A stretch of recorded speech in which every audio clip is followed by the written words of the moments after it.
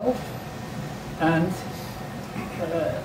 I have something else that always bothers my mind. The problem I call who was the first? Who was the first that invented radio?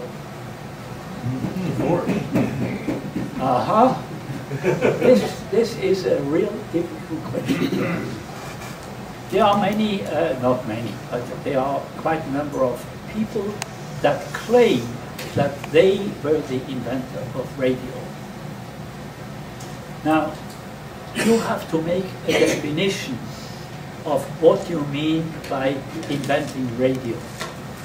My definition is quite simple. It must be a system where you have a transmitter radiating RF energy and a receiver that can detect that radiated energy.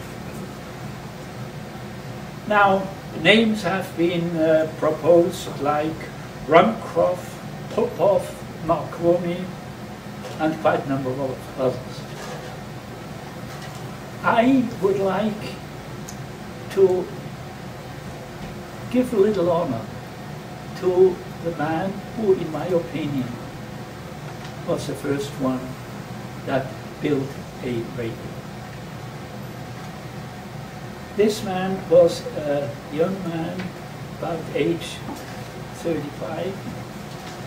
He worked at the University of Freiburg, southern Germany. And you probably ever so often use his name. He is not Volta or Ampere, but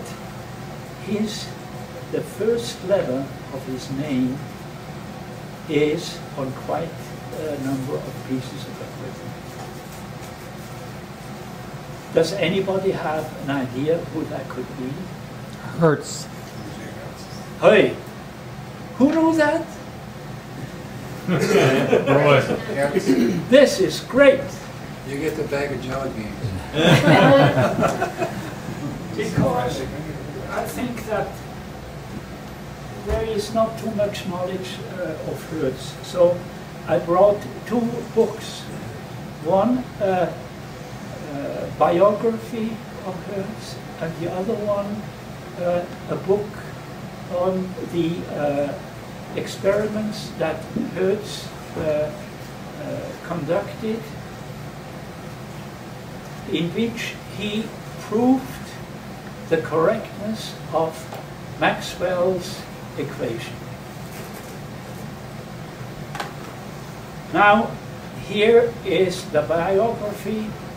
Here is for the technically inclined a report, especially of Mr. Buchwald, who tried to redo all these experiments I think at Columbia University, the experiments that Heinrich Hertz did in Freiburg.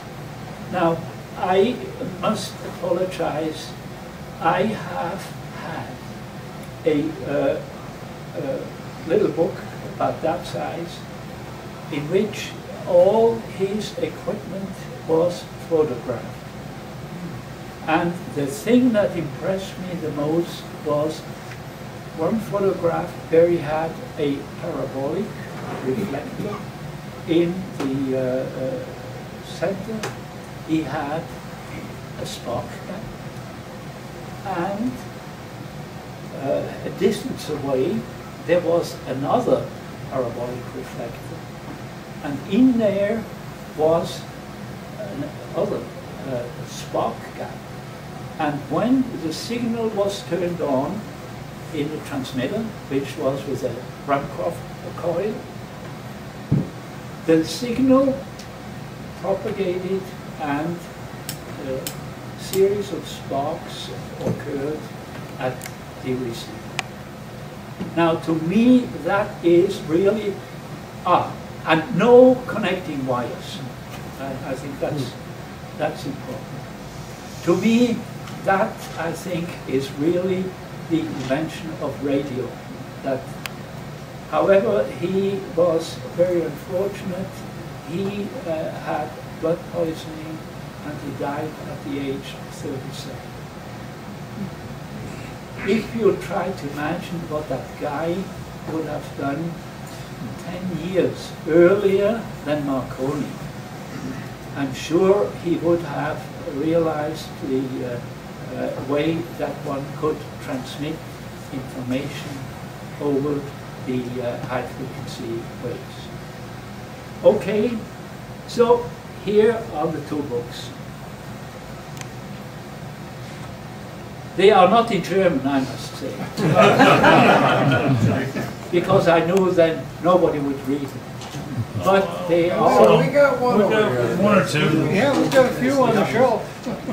But I would like that Heinrich Hertz's name also rests in peace in the new library.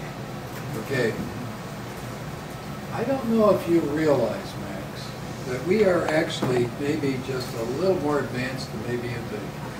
If you look at the symbol for AWA, yeah. it is a Heinrich Hertz resonator.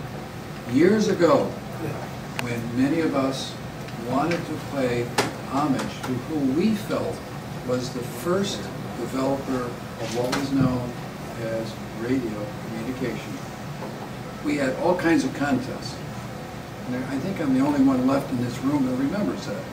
But we came up with a very simple design of this little loop, 2 balls on it, an AWA. That's a Hertz resonator.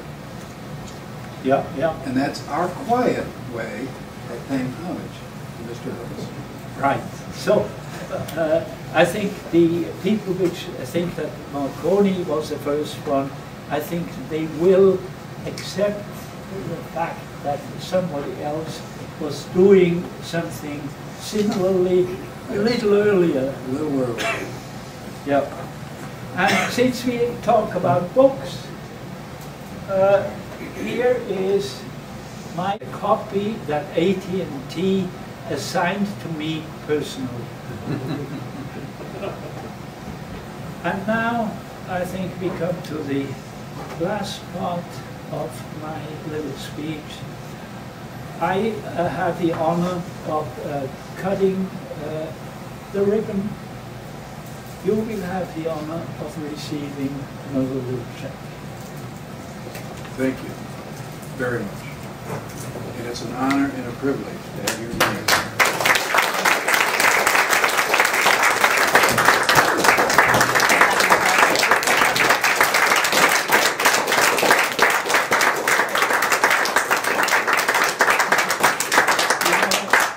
This is something like every person that tries to repair radios has. Here are some piles of bags. Here is